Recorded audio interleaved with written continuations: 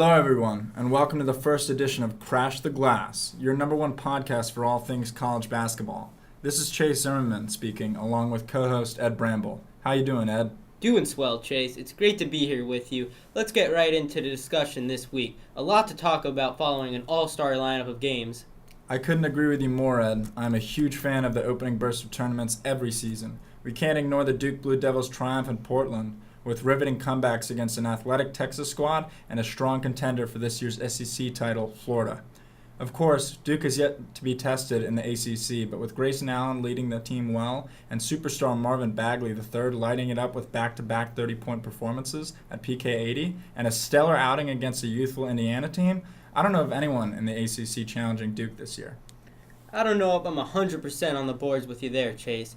Yes, you have Grayson Allen's leadership being a four-year player, and you have Marvin Bagley scoring 22 points a game with over 10 rebounds, but what you don't have is what Notre Dame has. And what's that? Notre Dame has what Duke hasn't had since Coach K started this one-and-done program. 4 out of 5 Notre Dame starters are juniors and seniors, compared to only 1 for Duke. Notre Dame also has Naismith College Player of the Year candidate Bonzie Colson, who is a double-double machine. Although Notre Dame doesn't have the natural talent of a team such as Duke, they have what I believe is the most important aspect of a team, chemistry. Well, I guess we will see how they fare against a Michigan State team who lost to the Blue Devils 2 weeks ago. Anyhow, I'm excited to see what Notre Dame does this year. Another hot ACC team that we cannot ignore is the Virginia Cavaliers. With one of the best defenses in college basketball right now, their only drawback seems to be their offense, which is averaging almost 70 points per game through their first 7 games against lower caliber programs. Yeah, although Virginia has made some great progress in their offense from last year, I don't think it has improved enough to make them serious ACC contenders. Just look at their Wisconsin game, only scoring 49 points. That's just not enough.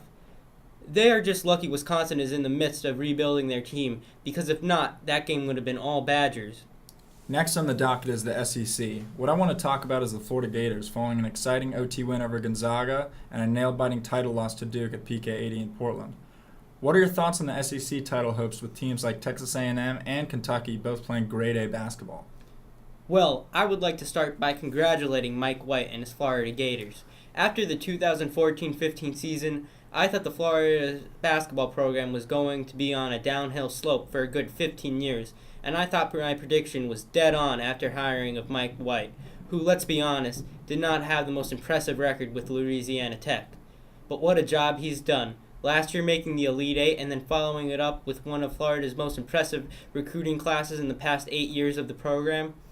I will even go as far to say Florida under Coach Mike White could be a Final Four team this year, if players such as Jalen Hudson will be able to continue their steady play. And what about Texas A&M? Currently they stand undefeated, following victories over West Virginia, Oklahoma State, Purdue, and USC before the start of December. They're great at sharing the ball, averaging almost 20 assists per game, and hungry off the boards. Do you think the Aggies are Florida's biggest threat? Honestly, Chase, I believe Big Blue will be Florida's biggest threat to the SEC title. Kentucky's only loss being to a more experienced Kansas team, I feel they have the strength, the athleticism, and the natural talent to not only make a stride for the title, but maybe even win the SEC tournament as well.